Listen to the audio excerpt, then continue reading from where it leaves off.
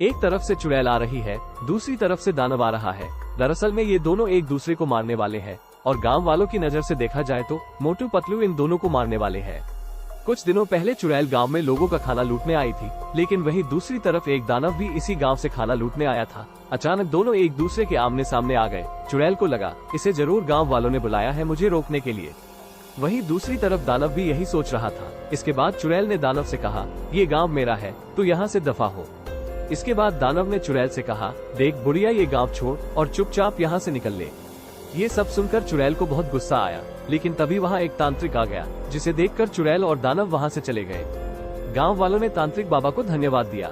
ये सब देखकर मोटू पतलू को एक आइडिया आया। उन्होंने एक तरकीब सोची। चुड़ैल अपनी गुफा में सो रही थी, उसे बाहर से किसी की आवाज सुनाई दी। जब उसने बाहर जाकर देखा, सामने मोटू खड़ा था। उसने मोटू से कहा, लगता है तेरे दिन बुरे चल रहे हैं, तभी तो तू यहाँ मरने के लिए आया है। तब मोटू ने कहा, मैंने अपने पूरे जीवन में आप जैसी खूबसूरत और ताकतवर चुड़ैल नहीं देखी। मैं आपके लिए समोसे लेकर आया था, लेकिन एक पेड़ के नीचे मेरी आंख लग गई थी, तो मैं वो समोसे पेड़ के नीचे ही भूल आया।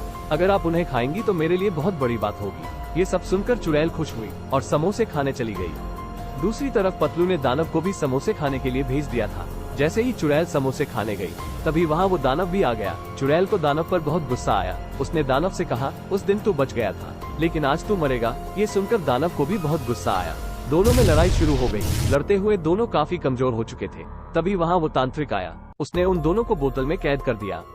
तब बाबा ने गांव वालों से कहा, आज ये दोनों मोटू पतलू की समझदारी से पकड़े गए हैं, इसलिए तुम्हें इस वीडियो को लाइक, चैनल को सब्सक्राइब और कमेंट में जय श्री राम लिखना होगा।